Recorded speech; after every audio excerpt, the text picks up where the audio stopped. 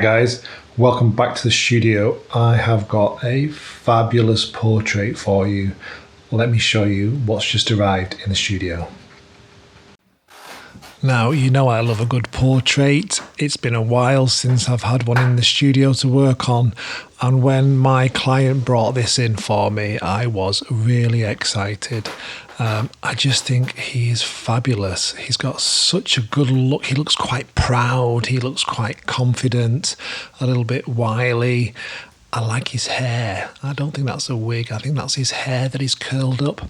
He's got this intricate lace work, this very bold waistcoat with kind of like stripes down it, these big buttons, and I don't know, there's just something about his look that just really excites me. So he's in this old frame. It could be original, it could be a little bit later in date. It's a compo frame with a slip in there, and it's had a few knocks and bangs, and it's quite dirty as well. So he needs some work doing, and he's come into the studio to get the full treatment. So he's going to be cleaned and restored. These areas of losses are going to be tackled, and that's like a little dint from the back that's going to need addressing. Another small area of loss as well.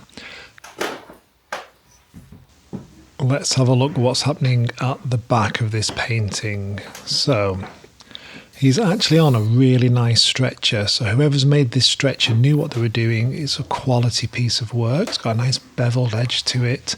I can't quite tell if this painting's been lined yet or not. It doesn't appear to have been. Someone's had a go at cleaning the back of the canvas there, but there's no markings, there's no inscriptions on the back, which is a shame. It'd have been nice if there was a few labels or a few clues as to who this may be. The first thing I want to do though is get this painting out and get it under UV light and see if we can find out what's happening on the surface. So I'm just going to remove all these little pins that are holding it in place, and then I'm going to get rid of this hanging picture cord and wire that's tangled and just looks messy, and it will stop me from catching on the painting when I come to remove it. So those tacking edges all look good. He looks in good condition. There's nothing untoward on those edges that I'm worried about. UV light on, and let's see what's happening on this portrait. So any new paint or historical retouchings will show up darker. There's a little bit of insect poop on that left hand side. There's a little mark on his lips there that could be retouched in there. Looks a little bit darker, but his face looks in really good condition. There's some crackler. Right, now this looks a little bit suspect. I'm not quite sure what that is, if it's paint or something in the varnish layer. It could be a bit of paint. His waistcoat looks good. I'm not sure if these black marks are retouchings or where a layer of varnish has been applied and hasn't quite adhered to the layer of paint underneath, and that's why that's showing up black rather than the green, which is the varnish fluorescing. So there's a few little bits in the background, but nothing major to worry about. Unfortunately, no signature. Told you it was a good one. So under UV light, it looks like there's a few little bits in the background, not an awful lot. It's a little bit around his mouth, and there's a few little dots here and there, but he looks in pretty good condition. That's not to say there might be some retouching on there from the past, but at the moment, from that initial assessment, he looks great. So let's get him on the bench and let's do some tests. Let's see what we'll clean and what kind of result we can get.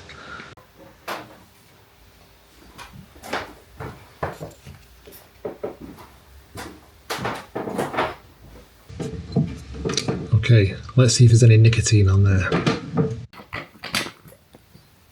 So when a painting is this yellowed in the white sections, it's either nicotine or tar staining from smoking and cigarettes, or it's a discoloured varnish, or it's a combination of both. So my first solution is testing. There you go. So my first solution is testing for nicotine. You can see how yellowy brown that is. And that's removing nicely and making quite a difference. So I'm testing on the white areas because they're the strongest pigments. And now I'm going to see if there's a varnish layer on there as well. So this is my solvent mixture, and I'm looking to see if the varnish is going to remove, and there you go. So this painting is going to clean significantly, and it's going to make such a difference. Okay guys, you can see the difference this is going to make. You can see that nicotine layer just start to remove, and then you've got the solvent which will dissolve that varnish, that discoloured varnish, and this portrait is going to pop. I can't wait to see the colours in this gentleman's face. But before I start, let me just show you a little bit what I found out about the artist.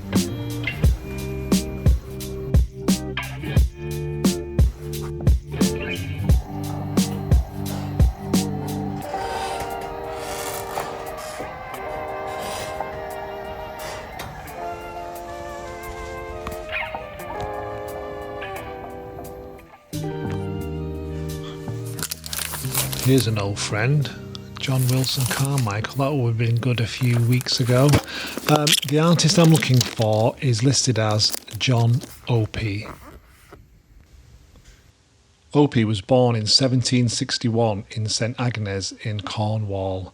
His father was a carpenter and was hoping he'd follow him in the family trade, but Opie soon showed a talent for painting, and this was encouraged by his mother. His reputation grew in the little village, and soon he was discovered by John Walcott. Walcott went into business with him and marketed him as the Cornish wonder. He used his links in society to get in many portraits and commissions.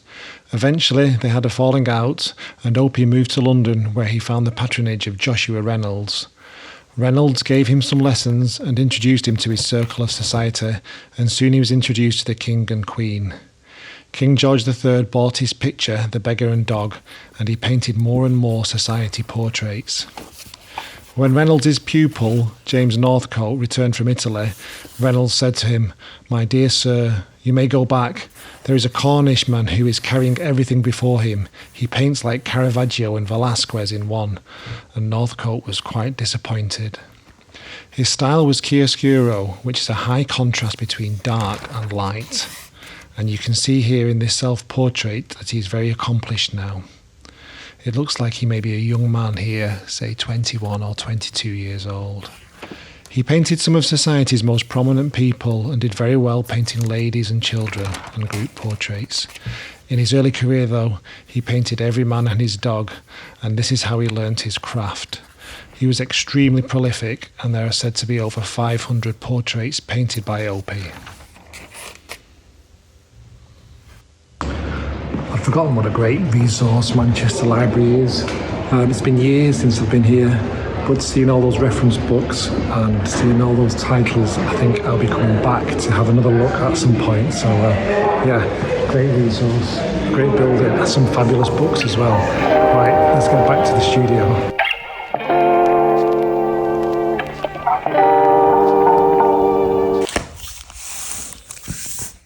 Okay guys, hope you enjoyed that little bit of history there. Obviously very, very talented artist, and there seems to be an awful lot of information out there about him and his style of portraiture.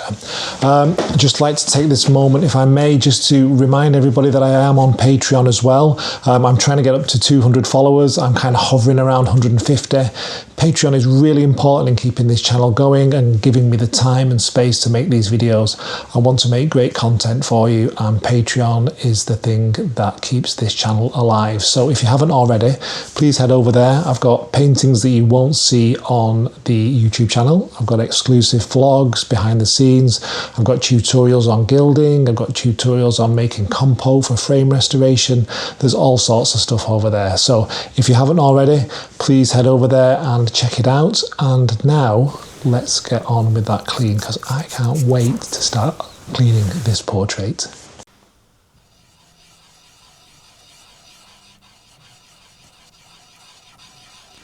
This has got to be one of my favourite parts of my job, and it's when you get a painting that's in this kind of condition, it's fairly untouched, you know that it's got a nicotine layer on there, and then you know there's a varnish layer underneath, so your results that you're going to get are just going to be amazing.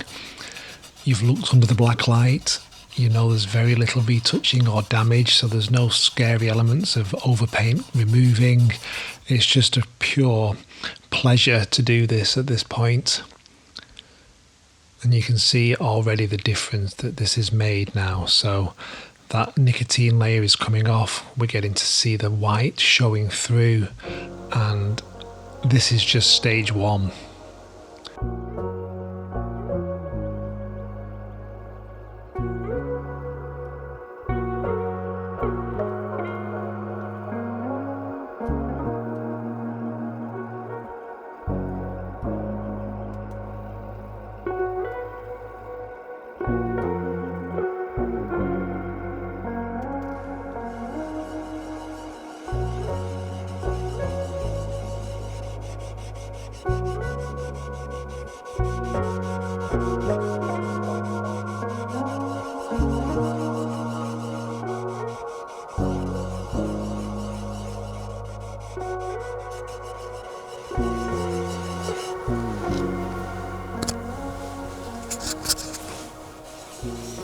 Wow, just look at that, it's just pure nicotine or tar staining if you want to be specific, but it's just so yellowed. Look at the colour of that swab, I don't know if you can see it, but that is just so yellowed and discoloured. And then his necktie or cravat is coming up really nicely. There's some lovely brushwork in there to show, you can almost feel the softness of that cravat, so that is looking really nice.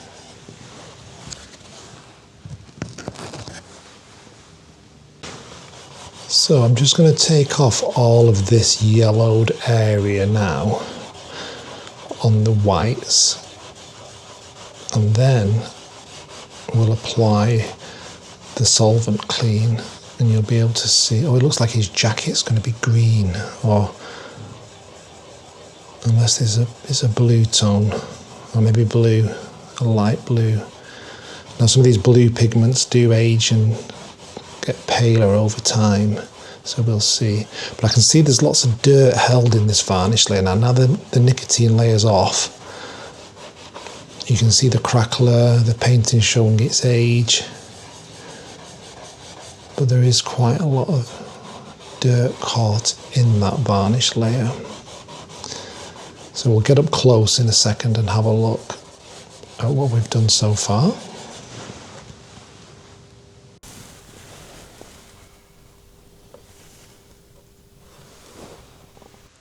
So I'm just checking here to see how clean that surface is getting now. I can still see little bits of varnish residue that will remove those brown and yellow tones. You can see the crackler is stable. There's different sizes, but this is looking really good.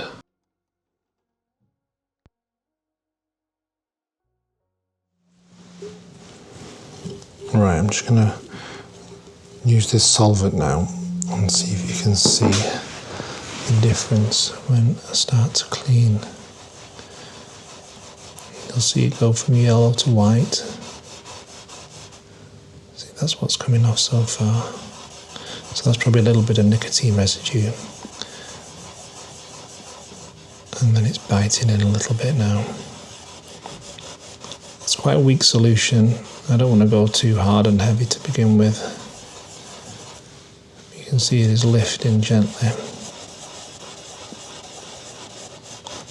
Might need to go ever so slightly stronger, but it is coming. There you go, you can see now.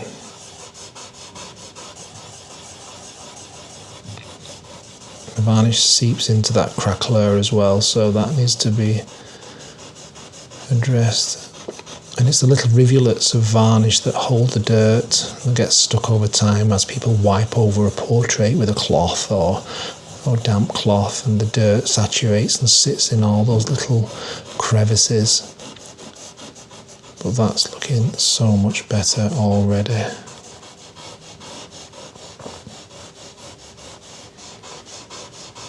So, subtle, yes. Improved, yes. You can see here now that's the bit with the varnish removed, and this bit is still yellowed and holding dirt, so we'll come round to that next. Fabulous. Let me zoom out. Yeah, he looks good. What a handsome chappy. He's so handsome. He already looks so much better just for having that necktie cleaned. Let's do this section too now. See, that's kicking in a little bit more. Sometimes your mixture bottle just needs a bit of a shake. The mixture of solvents can settle and separate, so I'm just giving that a shake, and already this is performing better than that first swab. Look at that though, look at the difference there. This painting's going to sing. Fabulous, absolutely fabulous.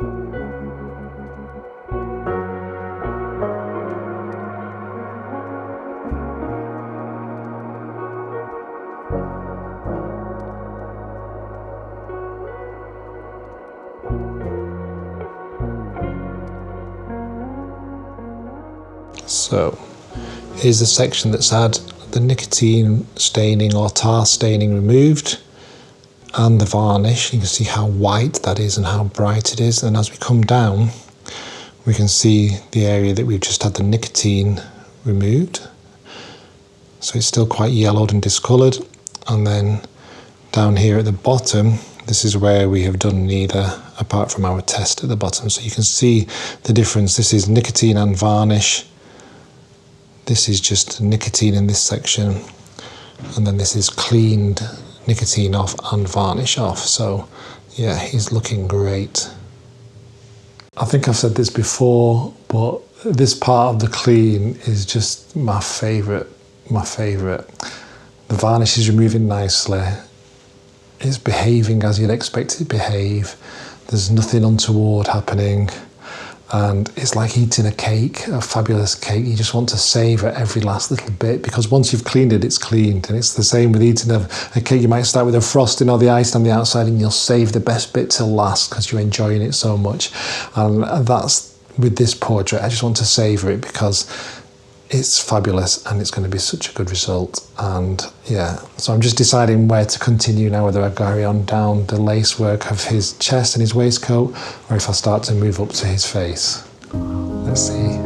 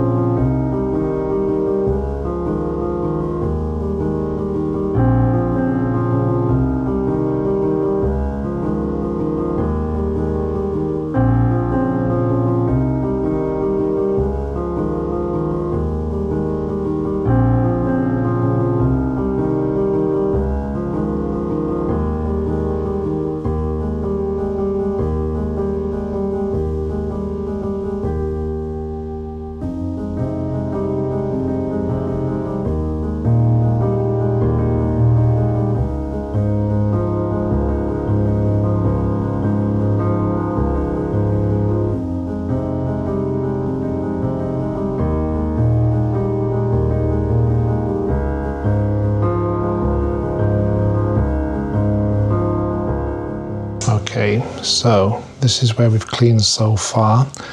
His necktie there, all the way down under his chin, got a lovely shadow there. You see how the shadow's catching the different layers of his necktie or cravat. And then we come down, all that lace work now is nice and clean. Little bits of detail showing. I still need to tidy up where it meets the background there because it's still a little bit yellowed. Got these lovely buttonholes and a bit of a fold there as well.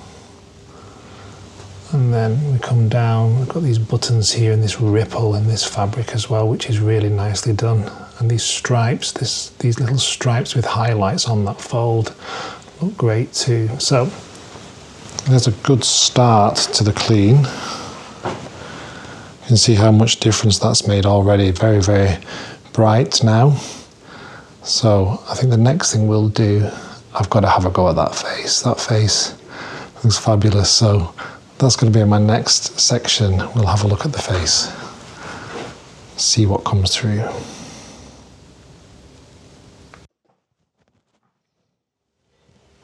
So this is the swab with just the solution that's going to tackle the nicotine. So I'm going to start on his flesh. You can see how yellow that is. Look at the yellow on that.